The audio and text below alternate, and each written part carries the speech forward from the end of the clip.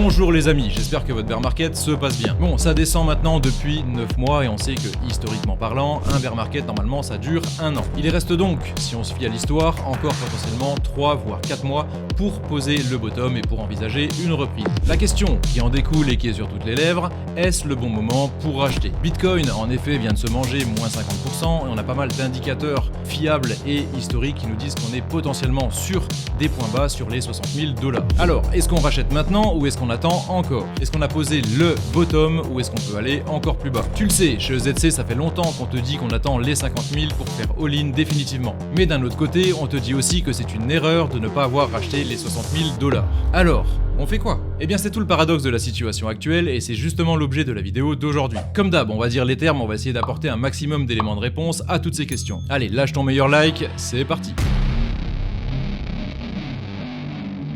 Bon, aujourd'hui on va pas parler chinois et on a pas mal de trucs à se dire. Contrairement aux dernières vidéos, ça a pas mal bougé ce dernier mois et on a des nouveaux éléments du puzzle. Comme d'hab, on va tout organiser, on va essayer de raconter une petite histoire. Petite histoire bien sûr cohérente avec toutes les dernières. Au programme, aujourd'hui on va déjà commencer par regarder où on en est, pondérer différents indicateurs et peut-être quelques trucs que vous avez pu voir sur Twitter. On abordera le calcul du bottom au sens large et on abordera aussi la notion de retournement, comment ça se passe, comment on fait, comment ça se joue. Ah oui, et j'en profiterai pour te donner mon scénario personnalisé pour les prochains mois. Bref, tu connais le produit, t'as reconnu la miniature, c'est le même à chaque mois, on attaque. Et on attaque sur notre schéma en monthly préféré, ce même schéma qui nous avait permis d'envisager un top de marché pour le mois d'octobre dernier. Schéma qui, au passage, nous a évité quand même pas mal de souffrance. Bon, le premier constat, et à la bonne échelle, c'est que depuis ce fameux mois d'octobre, ça descend salement. Et c'est tout ce qu'on attend d'un bear market. La fin théorique de ce bear market, c'est la ligne orange en pointillé ici qu'on a placée aux alentours du mois d'octobre prochain. 1 an, on a dit. On peut donc dire de manière à peu près sûre que le plus gros de la descente est quand même derrière nous. Mais, et c'est tout le sujet de la vidéo justement, il reste possiblement encore un petit peu de marge. Bon, avant d'aller plus loin, comment on se situe chez EZC? Comme tu le sais, on a suivi le plan. Un plan, ça sert à ça après tout. Et le plan, c'était de vendre en DCA simplement un petit peu de Bitcoin et tous les altcoins, on avait bien insisté là-dessus, entre le mois de septembre et le mois de novembre 2026, aux alentours du top de marché sur Bitcoin. Je déconne pas, c'est exactement ce qu'on a fait, notamment sur les altcoins. En général, quand t'as déjà payé l'addition sur les 2 derniers cycles, sur le 3e cycle, t'essayes de la laisser, par exemple, aux nouveaux arrivants. Faut pas déconner quand même, chacun son tour. Bon, avec quelques mois de recul, c'était quand même un plan pas trop débile. Là où je veux en venir, c'est que si toi aussi t'as réussi à vendre à peu près les tops, ou alors si t'as du cash disponible à ce moment-là, et on l'avait déjà dit, t'es le roi du pétrole. Le roi du pétrole parce que t'as évité le plus gros de la descente, et maintenant qu'on arrive potentiellement sur des points bas, on va développer un petit peu plus tard, tu te demandes quand et comment racheter. C'est ton seul problème actuellement. Bon, tu le sais, chez EZC, avec tout le cash qu'on avait libéré ici en haut, on a déjà racheté massivement le premier contact ici avec les 60 000 $ il y a 3 mois. Ça c'est clair et documenté, on revient pas dessus. Et les 50% restants, c'était, on l'avait dit, pour des possibles plus bas, potentiellement en dessous de la MA50 en orange.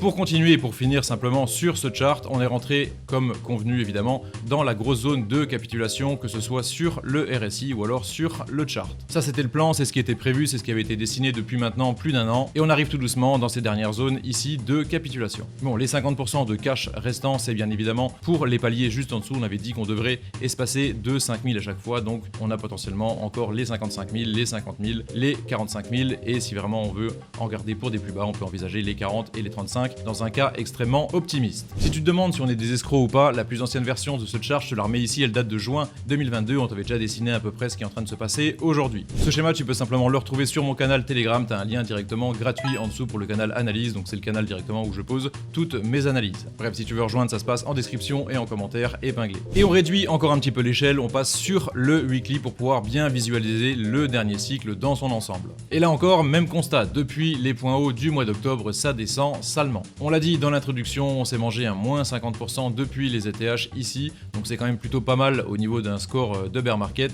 mais on l'a dit aussi, il reste potentiellement encore un petit peu de marge sur les derniers bears, on s'est déjà pris des moins 60, moins 70%, et on l'a dit précédemment sur le monthly, au niveau du timing, il reste encore potentiellement quelques mois. Bref, on arrive sur la question de fond de cette vidéo, c'est quand le bottom et surtout comment ça se forme. Bon, déjà un bear market, on l'avait déjà dit, comment ça se passe en général? Ça se passe, on aime bien du moins quand ça se passe en 5 vagues. Donc sur les ou la dernière vidéo, je sais plus, on était encore en haut de cette vague là et on avait dit qu'on attendait potentiellement la dernière vague comme ceci pour pouvoir aller chercher les bottoms définitifs. Donc ça c'est un des arguments qui nous avait orienté sur un dernier passage en dessous des 60 000 $. Deuxièmement, et tu la connais, donc c'est la ligne noire ici sur ce schéma, la ligne noire qu'on va prolonger ici, donc c'est la fameuse MA200. Normalement, et sur les derniers cycles, on la touche tout juste, on s'appuie appuie dessus pour rebondir, sauf au dernier cycle, grâce ou à cause de FTX, comme vous voulez, on a réussi à passer un petit peu plus durablement en dessous. Et on a toujours été absolument catégorique là-dessus, une MA200, ça s'achète avec un horizon de temps, comme on l'avait déjà dit, minimum moyen, voire long terme. Et ça, c'est un des arguments solides qu'on avait donné quand on disait c'est une erreur de ne pas avoir racheté les 60 000 $. Et ce, surtout si tu as réussi à te dégager du cash tout en haut sur les tops et notamment sur les altcoins. On rappelle évidemment que chacun fait comme il veut, on te dit juste que nous, chez EZC, on fait, et bien évidemment, tu es le seul décisionnaire pour ton capital. Troisièmement, tu te rappelles, sur le dernier cycle, on va dézoomer un petit peu, on avait documenté le fait qu'on avait eu notre première death cross sur le Bitcoin Weekly, première death cross historique, on n'avait jamais eu avant. Et on disait, si tu te rappelles bien à l'époque, est-ce que ce serait pas un signal bullish de plus par rapport à tous les autres signaux qu'on avait pour nous dire que potentiellement on arrivait définitivement sur le Bitcoin. Donc je te rappelle qu'une death cross normalement c'est baissier, mais avec un esprit un petit peu contrarien sur Bitcoin, on s'est dit pourquoi pas, est-ce que ce serait pas le dernier signal justement avant la reprise, et par la suite ça n'a pas manqué, on a réussi à s'extirper, à repasser l'AMA et aborder vraiment des choses un petit peu plus haussières pour la suite. Donc ça à l'époque c'était évidemment que de la spéculation, que des suppositions. Mais un cycle plus tard on a quand même constaté que ce signal nous a donné le bottom exact. Donc je te l'accorde, on a très peu de recul, c'est arrivé qu'une seule fois, mais dans le doute, si vraiment on venait en avoir une deuxième, crois-moi que je vais pas tergiverser quant à l'information que je vais en tirer. Si jamais ces deux MA venaient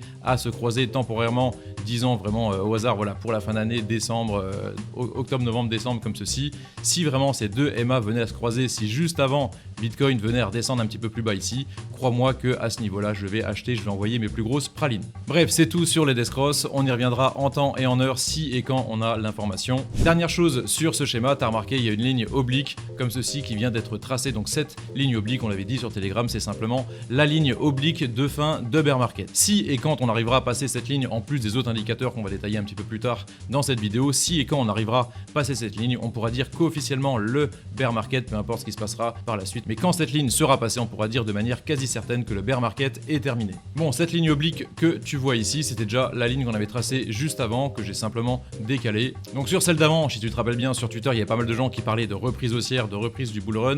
Évidemment, chez EZT, on n'a pas été dupes, on sait que sur ce genre de ligne, on prend minimum 1 voire 2 fake out, donc le premier est effectif.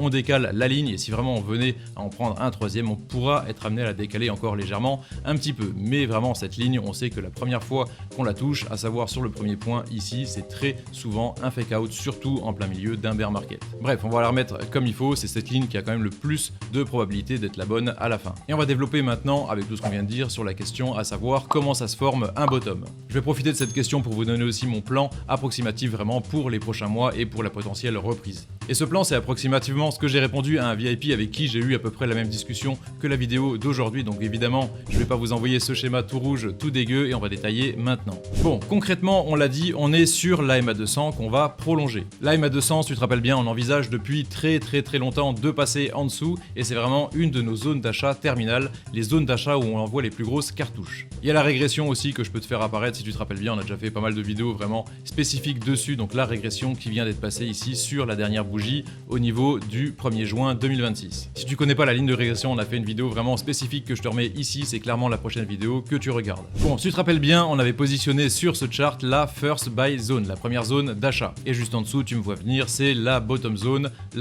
qu'on avait envisagée sous les 50 000 et la bottom zone dans laquelle on avait projeté de faire all-in si vraiment on avait la chance d'y aller. La first buy zone, on l'avait dit, si vraiment on arrive, on aura déjà pris un moins 50% minimum sur Bitcoin, ce qui est le cas actuellement. On avait dit qu'on achèterait massivement les 60, 65, 70 000 $. Dans l'éventualité, bien évidemment, qu'on n'aille pas vraiment plus bas sur les 50 000, même si nous, au fond de nous, clairement, c'est ce qu'on attend. Bon, ensuite, pour poser le bottom, on diverge un petit peu. Pour poser le bottom, il faut poser une divergence. Et ça tombe bien, tu l'as peut-être déjà vu, une divergence, on en a une actuellement en formation. Le problème avec ces divergences, c'est que ça peut diverger longtemps et que ça peut donner pas mal de fake out. Mais justement, les fake out, c'est clairement fait pour avoir le retail, pour massacrer un maximum de gens. Quand on a un petit peu de recul, les fake out, on les attend de pied ferme. Et bien évidemment, on saura, je pense, les détecter et on saura agir en conséquence. Bon, si c'est du chinois ce que je raconte, t'inquiète pas, on est juste en train de poser le décor et on va bientôt faire des petits dessins. Et enfin, donc pour terminer, toujours pour poser le bottom, on a une ligne oblique bien souvent sur le RSI qui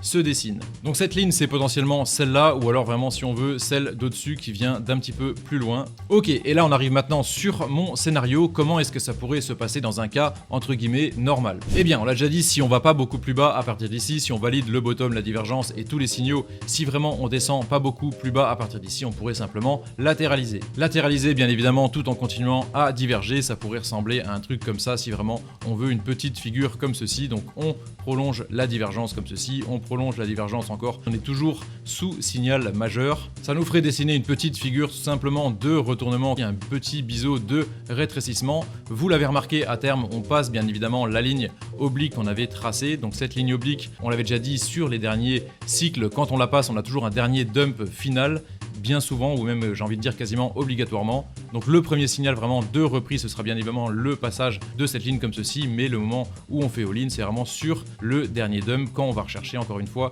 et une dernière fois des points bas. Donc ça c'est quand même un scénario avec ce petit biseau de rétrécissement qui me plaît plutôt pas mal par rapport à tout ce qu'on a déjà fait, par rapport à toute l'expérience qu'on a sur Bitcoin. Si on voulait déjà repartir ou alors ne serait-ce que latéraliser à partir de ces points-là avant une possible reprise, c'est vraiment une figure de retournement qui me plaît bien et qui pourrait vraiment justifier à la fois la divergence, tous les signaux qu'on a donnés et encore une fois d'aller chercher possiblement une dernière fois des points bas. Bon, on fait quand même attention avec toutes ces structures ici de retournement. On rappelle que les biseaux, c'est pas les structures qu'on préfère en termes de fiabilité. En général, on peut faire des biseaux, osciller plusieurs fois à l'intérieur du biseau. Bien souvent, on aime bien aller chercher la liquidité en bas comme ceci avant d'avoir possiblement des reprises. Donc on sera encore attentif à ce que le marché va nous donner, à quelle structure va se dessiner. Donc on se le dise bien, tout ça c'est vraiment spéculatif, on est encore beaucoup trop tôt pour pouvoir envisager ce genre de choses. C'est vraiment plusieurs choses qui me viennent en tête, plusieurs schémas, plusieurs expériences du passé qui nous disent que potentiellement si vraiment on voulait se retourner, ça pourrait ressembler vraiment à une grosse figure de retournement comme ceci. Bon, on va souffler un petit peu et reprendre quelques points parce qu'il y a eu pas mal d'infos jusqu'ici. Premier point, on a confirmé notre bear market depuis longtemps maintenant. On en est possiblement aux 2/3 et il reste potentiellement 2, 3 ou 4 mois pour aller poser un bottom définitif. On a quelques signaux à surveiller concernant le retournement. Par retournement, on entend deux phases, donc une première phase de réaccumulation, c'est quand on aura les premiers signaux qui vont se valider, quand on va pouvoir latéraliser, et bien évidemment la phase de reprise pour pouvoir commencer un nouveau bull run. Tu te rappelles, c'est vraiment les cycles financiers avec ce schéma qu'on avait déjà détaillé dans une vidéo spécifique. Ensuite, on est de manière quasiment certaine, historiquement, sur des points bas. On vient de passer tout récemment, comme on l'a dit, la régression, et on est actuellement assis sur la MA200. Et qu'on se le dise bien, ça a toujours été une bonne idée d'acheter le passage de ces deux lignes. Mais bon, malgré ça, et avec tout ce qu'on a dit, on attend encore potentiellement des points bas pour les prochains mois. Aux alentours des 50 000, voire un petit peu en dessous, mais en l'état, on n'a pas encore assez d'informations pour pouvoir évaluer vraiment le bottom exact. Donc les prochaines étapes, t'as compris, fixer et valider le bottom, attaquer la phase de réaccumulation et la reprise. Alors, t'as remarqué, mais depuis quelques mois, on parle plus du VIP EZC.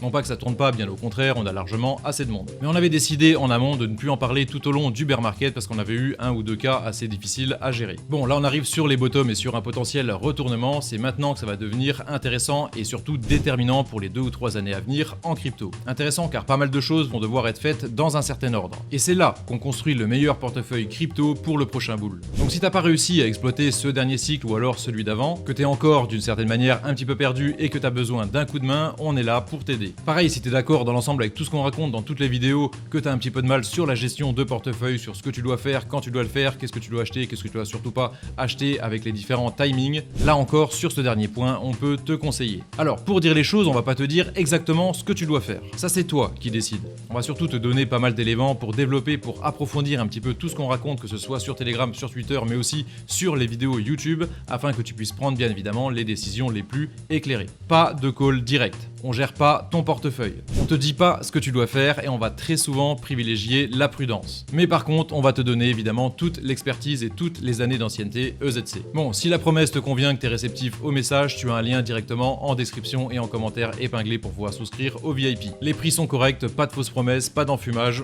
j'ai envie de dire comme d'hab chez EZC. Bon, j'avais plein de trucs à dire et vraiment la vidéo elle est déjà bien longue, en plus il y a le match de la France ce soir donc j'ai pas envie de galérer 4 heures à faire le montage. On va abréger un petit peu et on va passer très rapidement sur un schéma sur lequel je voulais revenir, c'est le schéma des clôtures annuelles. Donc là tu me vois venir, on arrive fin juin, on va clôturer bientôt le semestre et c'est vraiment indiqué de regarder ce schéma là à ce moment là de l'aventure. Alors déjà notez que par rapport à tout ce qu'on avait dit sur le dernier cycle, on s'en sort quand même plutôt pas trop mal. Ce schéma on l'avait tracé plus ou moins par là quand on avait tous les signaux de reprise comme ceci, on s'était permis de mettre une ligne ici sur les 120 et une ligne basse sur les 50 000. Donc avec un petit peu de recul, on se rend compte que ce qui a suivi, c'est quand même, ça a même plutôt très bien suivi. On est cherché très exactement les 120 000. Actuellement, on est sur la régression qu'on a un petit peu prolongée et on projette, bien évidemment, c'est le plan depuis maintenant plus de 3 ans, d'aller rechercher le point bas sur les 50 000. Donc clairement, on ne prend pas pour un âne. Les choses qu'on te dit, on te les dit depuis 2 ou 3 ans. Tout est documenté, on fait une vidéo par mois. Donc clairement, si tu veux vérifier si on dit de la merde, on te noie pas dans le contenu. Donc tu regardes 3, 4 vidéos, tu regardes une vidéo d'il y a 2 ans si tu veux, et tu vas regarder simplement si on est en train de t'enfumer ou pas. Je dis ça en référence à toute la crypto experte concurrence qui fait une vidéo par jour ou 2 vidéos par jour. Donc clairement, là, tu peux pas suivre. Le mec peut t'enfumer comme tu veux, t'as aucun moyen de vérifier. Donc chez nous, c'est pas le cas. Peu de vidéos, beaucoup d'informations, pas d'enfumage. Putain, j'écris des scripts, je dévie un petit peu dans ce que je raconte et je sais plus où j'en étais. Bref, oui, voilà, concernant la zone verte comme ceci, donc les lignes, la ligne haute ici, les 120 000, on les a mis évidemment en prévision vraiment du cycle en cours. Donc la clôture, elle se situe aux alentours, même plus bas, voilà, des 95 000 entre janvier et décembre. Donc là, pour l'instant, j'ai pas encore ajusté, donc le trait, il se situerait plus ou moins par là. J'attends vraiment d'avoir la clôture basse en fin d'année pour voir un petit peu à quoi ça ressemble. Quand on aura les deux clôtures, je pourrai ajuster directement le rectangle et faire le dernier rectangle définitif. Pour l'instant, et en l'état, et tant que j'ai pas le point bas, je reste sur ce rectangle vert qui m'a quand même plutôt bien satisfait jusqu'ici. Bon, tu l'as vu, on a rajouté la zone mauve un petit peu plus loin, donc là, clairement, c'est beaucoup trop loin, c'est extrêmement spéculatif, donc au hasard, comme ça, on a mis les 130 000 pour le point bas et les 250K ici pour le point haut. Si on prolonge du moins la régression, on pourrait voilà, avoir un petit schéma comme ceci, aller chercher potentiellement ce point haut ici. Toujours la même chose hein, sur tous les cycles, on repasse la régression et on reprend les choses là où on les a laissées. Bref, je te mets ça en fin de vidéo parce que si je mets ça en début, évidemment, j'éclate la rétention d'audience et je me fais insulter en commentaire. Non pas que j'aime pas, c'est bon évidemment pour les stats, mais bon, je vous le mets vraiment pour vous, pour ceux qui sont fidèles, pour ceux qui regardent les vidéos EZC depuis longtemps. Bon, les amis, pour conclure, on avait dit qu'on allait dire les termes et pas parler chinois. Alors, est-ce qu'on est en bas? Oui, évidemment, on est en bas, on est sur la régression, on est posé sur la MA200 weekly, donc on est en bas de manière factuelle et historique. Ok, mais est-ce qu'on est tout en bas? Eh bien non, pas nécessairement. On est sur les lignes basses, vraiment sur des monthly, sur des weekly, mais vraiment sur une échelle logarithmique. Si on veut descendre un petit peu sur le schéma, ça ressemble, enfin je veux dire, c'est un petit point, on va pas beaucoup plus bas, mais vraiment en échelle régulière, c'est vraiment, on peut descendre, on peut potentiellement envisager les 55, les 50 et les 45 000 $. On a une cinquième vague à finir, on a encore un petit peu de timing et on s'est pris que un moins 50% sur Bitcoin, donc si on veut, il nous reste potentiellement encore un petit peu de marge. Le bottom, c'est quand? Bon, a priori, et comme convenu, donc si tu as regardé la vidéo, le bottom, on l'envisage pour le mois de octobre de cette année 2026, qui reste encore potentiellement encore 3 ou 4 mois. Est-ce qu'on peut racheter maintenant? Bah oui, bien évidemment, on vient de se manger un moins 50% sur Bitcoin, comme on l'a dit, donc si tu as du cash, ou mieux, si tu te demandes quand commencer la crypto, bah clairement, si tu attendais un beau moment, le moment, c'est peut-être maintenant. Est-ce que je pense qu'on peut attendre encore un petit peu pour envoyer les plus grosses cartouches sur Bitcoin? Je vous refais simplement les questions qui reviennent le plus chez les VIP, ça va plus vite. Alors oui, pour moi, c'est un pari qui se tente. Racheter les prochains lows d'une éventuelle prochaine figure sur une structure descendante, sur des signaux de bottom définitif ou de reprise qu'on n'a pas encore, clairement, ça se tente. Pour l'instant, de manière évidente, ça descend encore. On n'a pas encore validé le bottom définitif. Donc si on veut, entre guillemets, jouer avec le feu gentiment et attendre pour avoir encore des points bas sur Bitcoin, clairement, c'est un pari qui se tente. Donc racheter maintenant les 60 000 comme on l'a fait chez EZC, on l'a déjà dit, c'est l'approche prudente. Prudente si on part du principe qu'on ira exploser à terme les 100 000, les 150 000, les 200 000 et tout ce que vous voulez sur Bitcoin. Pour moi, pour EZC, avec une vision moyen et long terme, acheter les 60 000, c'est quand même plutôt indiqué avec une vision moyen et long terme. Ok, quand acheter du Bitcoin? Ça, c'est un petit peu la question piège. Le meilleur moment, bien évidemment, c'était hier. Le meilleur moment encore, c'était avant-hier, et ainsi de suite. Ça, c'est ce que je disais à tous les gens à qui je faisais acheter du Bitcoin en 2020, en 2019, qui me prenaient pour un ovni et qui avaient probablement raison. Pour ça, clairement, envoyer les gens sur Bitcoin, je vous recommande pas. Ne les faites pas commencer la crypto. Restez tranquille dans votre coin. N'en parlez pas. Ne dites à personne. Ne parlez à personne de crypto. Vous verrez mieux comme ça. Si vraiment vous voulez parler de crypto, vous venez sur Telegram, chez EZC. On discute ensemble avec une communauté qui est un petit peu passionnée de la même chose. Mais clairement, si je devais vous donner un vrai conseil dans cette vidéo, ne parlez pas de crypto dans la vraie vie. Et je vais finir simplement avec un commentaire que j'ai pas retrouvé, enfin que j'ai pas cherché, qui disait tout récemment, on s'en fout finalement du prix exact du Bitcoin. Ce qui nous intéresse, c'est surtout le timing au niveau horizontal. Le timing qui reste encore potentiellement 3 ou 4 mois, comme on l'a dit, pour le mois d'octobre. Et c'est vraiment ce timing qu'on va regarder vraiment, peu importe à quel prix Bitcoin se situera à ce moment-là. Ça, si tu te rappelles bien, c'est ce qu'on avait fait au mois d'octobre dernier. On avait dit entre 100 000 et 150 000, on regarde le mois d'octobre et on fait notre DCA tout doucement. On commence en septembre, octobre, novembre, on termine en décembre tranquillement. On sort quand tout va bien et par la suite, on s'est quand même rendu compte que c'était un plan pas trop stupide. T'as compris, c'est à peu près la même chose qu'on va faire vraiment sur ce bottom. On va faire notre petit DCA in, peu importe la méthode que tu choisis. Si tu rachètes des points bas, si tu rachètes vraiment en DCA, si tu envoies tout en un coup, peu importe. Si tu vises vraiment ce bottom pour cette fin d'année, et c'est quand même plutôt bien parti en l'état, à mon sens, avec une vision moyen ou long terme, on est quand même tous ensemble plutôt pas mal sur Bitcoin. Allez, je te remets la vidéo pour tracer les lignes de régression, un banger absolu. Si ça te parle pas, c'est la prochaine vidéo que tu regardes. Et je te remets aussi la dernière vidéo de Bitcoin, on avait dit pas mal de choses extrêmement intéressantes, différentes de la vidéo d'aujourd'hui. Donc clairement, si tu viens de nous découvrir, si tu aimes bien tout ce qu'on a raconté aujourd'hui, c'est cette vidéo que tu dois regarder pour la suite. Allez, prends soin de toi, fais pas le fou, à plus amigo.